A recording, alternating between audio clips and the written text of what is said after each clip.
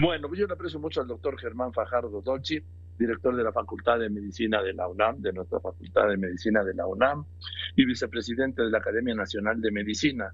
Doctor Fajardo Dolci, me da mucho gusto saludarle. Muchas gracias por contestarme. Buenas tardes. Igualmente, Joaquín, muy buenas tardes. Un gusto estar contigo. Gracias, doctor. A ver, ¿sí faltan médicos? No sé, vamos. ¿Cuál es el análisis que tienen hecho ustedes? Bueno, Joaquín, como tú bien lo mencionabas en la nota introductoria, en nuestro país no hacen falta médicos, ¿no? Los datos que tú dabas son muy claros. Más de 2 médicos, 2.4, para ser precisos, por 1,000 habitantes, que es un promedio mayor al de Latinoamérica y Centroamérica y el Caribe. Entonces, en nuestro país de ninguna manera hacen falta médicos. Hay algo así como 180,000 médicos que se están formando, 180,000 estudiantes de medicina en el país. Entonces, no, lo que nos hace falta son mejores condiciones de trabajo y nos hace falta una mejor distribución de las médicas y los médicos que ya existen en el territorio nacional. Estamos hablando de que el presidente, este programa es para contratar 13,000 y tantos, 13,765 especialistas. El contratar especialistas es parte de la solución del problema, porque yo tengo un amigo, bueno, como todos queremos un amigo muy querido, médico, sí, que me dijo, no, pues el problema es de médicos generales, no de especialistas. Pero ¿qué opina el director de la Facultad de Medicina? Por supuesto, Joaquín. A ver, primero destacar que es muy importante, ¿no? Y celebramos que estén contratándose estos más de 13,000 médicos en el país, que se vayan a contratar, que estemos en ese proceso. Sin embargo, son médicos especialistas, como tú bien lo mencionabas, no son médicos generales.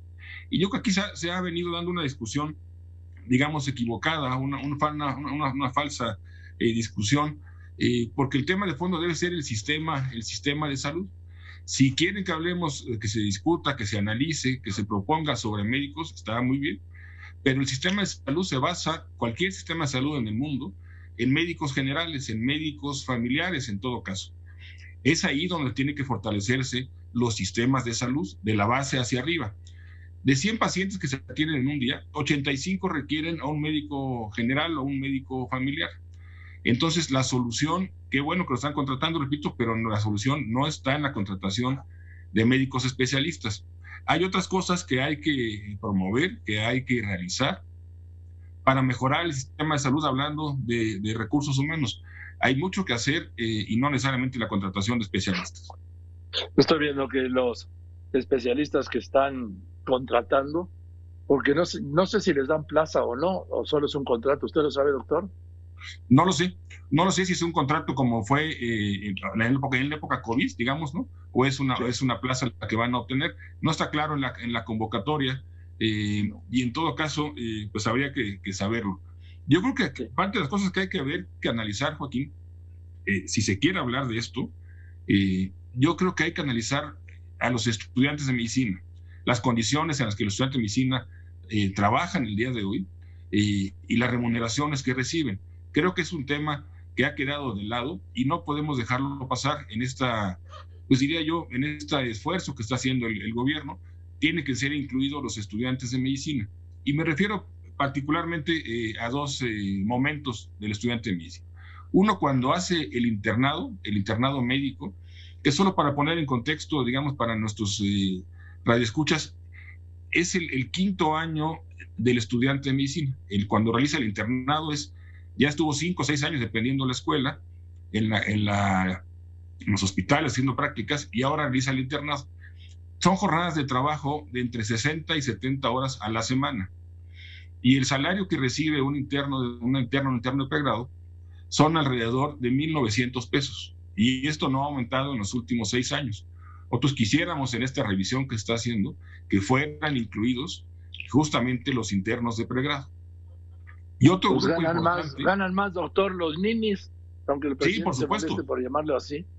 Sí, y aquí los internos trabajan por lo menos 60 horas a la semana, ¿no? Hacen guardia en el hospital, duermen en el hospital o pasan la noche, digamos, en el hospital trabajando. Entonces sí es un área de oportunidad que vemos. Y también los pasantes de servicio social, que aquí es justamente donde yo quisiera resaltar, se habla de la falta de compromiso, digamos, ¿no?, de los médicos con las comunidades. Yo quisiera recordar que los médicos somos la única profesión, primero que realiza un servicio social de 1 año. Servicio social de manera exclusiva. Tú no puedes hacer el servicio social como hacen todas las demás profesiones y trabajar, estudiar, hacer alguna otra. Aquí no puedes. Aquí haces el servicio social exclusivo dedicado. Y hay alrededor 5,000 comunidades, 5,000 estudiantes pasantes de servicio social en el país, 5,000, que están en zonas de alta marginación y muy alta marginación y reciben 3,500 pesos por mes. Entonces tú puedes imaginar que el compromiso que se tiene del gremio en ese sentido pues es mucho más alto que cualquier otra profesión. Sin duda, sin duda. Yo cuando voy a algún hospital siempre hablo con los que están ahí haciendo el internado. Digo, ¿de cuánto es el turno? Me dicen, 28, 30 horas. Digo, ¿pero cómo 28 horas? Si no están, luego no, después de 28 horas de trabajar y con ese estrés de un médico o de una médica, ¿sí? O de una enfermera o de un enfermero, pues no pueden rendir igual. Bueno, son nuestros horarios, me dice. Así es como ha funcionado, ¿no? Así ha funcionado, digamos, históricamente la medicina, pero yo creo que lo que tenemos que empujar, solicitar, pedir, a lo mejor exigir, es mejores condiciones para los que realizan el internado y para los que realizan el servicio social. Estos 5,000, que solo hablamos de los de alta marginación y muy alta marginación, quien acaba financiando esta atención médica son las familias de las y los médicos, de los pasantes, porque con 3,500 pesos pues no te alcanza para mantenerte en ninguna comunidad, no te alcanza ni para ir, ni para estar, ni para regresar, ni para alimentarte, ni para rentar un cuarto, ni para todo lo demás. Entonces, quien financia la atención médica en estas comunidades alejadas son las familias de los pasantes de medicina. Sí, y aquí no hay un programa de gobierno, nunca ha habido un programa de gobierno para atender esto, doctor. Y son los 3,500 pesos cuando les llegan a tiempo, además, doctor. Ya, claro, sí, porque se tarda por supuesto, en el proceso, ¿no? De poder, había un problema estos días justamente en Oaxaca, con internos y con pasantes que no les había llegado justamente la beca, no les había llegado los uniformes, ¿no? Porque exigen, por supuesto, que tengan bata, que estén vestidos de blanco, ¿no? Pero los uniformes no se les proveen en algunos casos o no se les ha proveído con el tiempo adecuado. A ver, doctor, si no surten los instrumentos, ni las medicinas, ni la infraestructura elemental que necesita un médico en esas zonas, ¿qué menos les van a mandar las batas o los uniformes? Sí, por supuesto. Lo que tú mencionabas al principio, que es la discusión de fondo, digamos, del sistema de salud, los doctores, el personal de salud es una parte importantísima, por supuesto, pero hay otros factores que han estado olvidados y lejos, digamos, del discurso y las acciones, sobre todo, que tienen que ver pues, con los condicionantes sociales de la salud. Se ha dicho que los cubanos justamente pues vienen a la zona de Guerrero, ¿no? A la montaña de Guerrero, que sí, es donde se ha mencionado. ¿Cuántas casas en Guerrero, por ejemplo, ¿no? ¿Cuántos guerrerenses tienen agua en sus casas? ¿No? Es como la mitad, ¿no? La mitad tienen agua. Sí. En estas localidades de menores de 2,500 habitantes, ¿cuántos tienen piso firme? Pues 1 de cada 4 no tiene, ¿no? ¿Cuántos tienen drenaje? Pues tampoco, ¿no? Ninguno. Y entonces, imagínate que qué bueno que hay especialistas, pero hay otras cuestiones sociales pues que hay que arreglar antes o de manera paralela, ¿no? Junto con la atención médica. Y las comunidades lo que requieren son médicos familiares y médicos generales que puedan atenderlas de manera integral y no nada más como llega un especialista, cualquiera que sea, pues a ver una parte pequeña de la población, ¿no? Si es ginecólogo, pues a las mujeres, si es pediatra a los niños, dependiendo, digamos, la especialidad que envíen, ¿no? Sí, estoy viendo lo que están, los requisitos, además, todos los requisitos que le están pidiendo a los médicos que quieren ocupar una de esas 13,670 plazas, pues ningún requisito le piden a los médicos cubanos, doctor. Llegan y ya son médicos. Digo, no se sabe si efectivamente son médicos, no pasa ningún trámite, no se certifican, no tienen que presentar o obtener, como sería en el caso de cualquier profesional extranjero, una cédula profesional. En fin, son médicos porque traen bata blanca y porque lo dice el gobierno de Cuba y el gobierno de México. Exacto, pero aquí sí tendríamos que exigir, digamos, al gobierno, pues que contaran con las credenciales mínimas y que realizaran los procesos que tienen que seguir de manera adecuada, que además son largos. Un médico para ejercer en México, además un médico especialista, requiere de pasar los exámenes de los consejos, o sea, además del examen de la institución, del examen de la institución académica, de la institución de educación superior, requiere el examen del consejo. Entonces son varias etapas, digamos, donde hay una garantía de calidad que se le ofrece al paciente, ¿no? Un paciente que va a una institución de salud, que va a un instituto nacional, pues sabe que el médico que está ahí cumplió con estándares mínimos de calidad, ¿no? Ojalá estos personal de salud que venga a México se le exija lo mismo desde el punto de vista legal. Desde doctor, el otro día me decían que la mayoría de los 52,000 médicos que salieron, la mayoría está trabajando en consultorios de farmacias. Digo que es un trabajo muy respetable, pero no se han entregado una vida a la medicina, creo yo, para estar firmando recetas en un despachito, en un consultorio de una farmacia. Sí, claro. Por eso ese dato es tan importante, porque los médicos que quieren hacer una especialidad, que son la mayoría, los que no logran ingresar a hacer esta especialidad, pues tienen que buscar una fuente de ingresos, ¿no? De manera natural.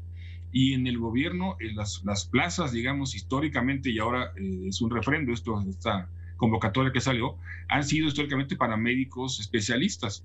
Entonces el médico general pues tiene que buscar esto que decíamos, y sin lugar a dudas encuentra en este espacio de los consultorios aledaños a farmacias un sitio donde desarrollarse, ¿no? De manera digna, por supuesto, pero no es lo que ellos quisieran, ¿no? No es claro el estilo de medicina que ellos quieren desarrollarse en el futuro. Mire, doctor, de las 13,765 plazas, sí, está medicina interna, las especialidades, ¿sí? Medicina interna, urgencias médico-quirúrgicas, ginecología y obstetricia, pediatría y anestesiología. Sí, a ver, yo casi te diría que estoy seguro que hay algunos que no se van a llenar, ¿no? Por ejemplo, las de urgencias, de los grandes déficits que tenemos, no estamos formando las y los urgenciólogos que necesita el país.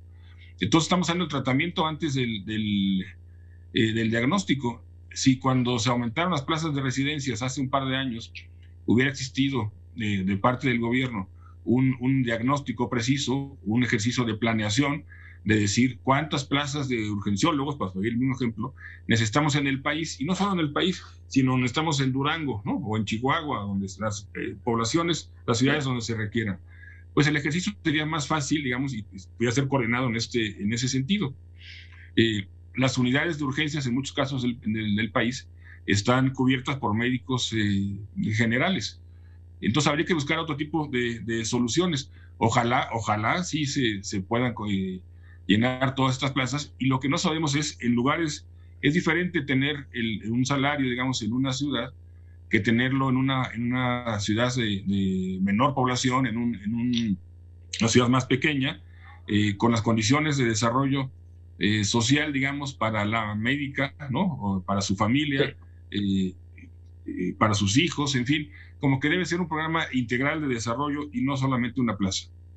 Ahora, doctor, ¿de dónde sirve tener un médico con la especialidad en emergencias quirúrgicas y médico-quirúrgicas, doctor, si no tienen las instalaciones, ni las herramientas o los instrumentos, ni las medicinas, ¿sí? ¿Para qué? No sirve de nada, con todo respeto, si no tiene todo el entorno para atender la emergencia médico-quirúrgica. Claro, por supuesto. Por eso era importante, en el Seguro Popular existía una figura que era la acreditación, y se acreditaban los establecimientos de salud, se acreditaban. Entonces se tenía la garantía, no solo en el caso de los médicos que estaban certificados, sino que el establecimiento de salud contara con las condiciones mínimas para diferentes procedimientos, para diferentes intervenciones que se tienen que realizar en ese establecimiento, en esa unidad de medicina familiar o en ese centro de salud, en ese hospital rural. Entonces, gente de la propia Secretaría, independiente al Seguro Popular, realizaba esta acreditación y hacía recomendaciones que hacían lo que hacía falta para poder garantizar la atención médica en esas localidades. Bien, doctor, pues le mando un abrazo doctor Germán Fajardo Dolci, director de la Facultad de Medicina de la UNAM, ¿sí? Vicepresidente de la Academia Nacional de Medicina, porque eso es un tema no solo grave, sino preocupante, porque, miren, lo único bueno que han traído el tema de los médicos cubanos es que se abrieron 13.675 plazas, que de otro modo pues no se hubieran abierto, me parece. Sí, por supuesto, yo por eso mencionaba que esto es una buena noticia. Sin embargo, hay que ver todo lo que está alrededor y cómo se fortalece la medicina general y la atención primaria en nuestro país, además de la formación de los jóvenes en el internado y servicio social. Gracias, doctor, le mando un abrazo y le aprecio mucho. Igualmente, Joaquín, tengas buena tarde. Saludos. Igualmente, gracias, el doctor, repito, el doctor Germán Fajardo Dolci, director de la Facultad de Medicina de la UNAM, de la vilipendiada por el presidente de la Universidad Nacional Autónoma de México y vicepresidente de la Academia Nacional de Medicina, nada más, ¿sí?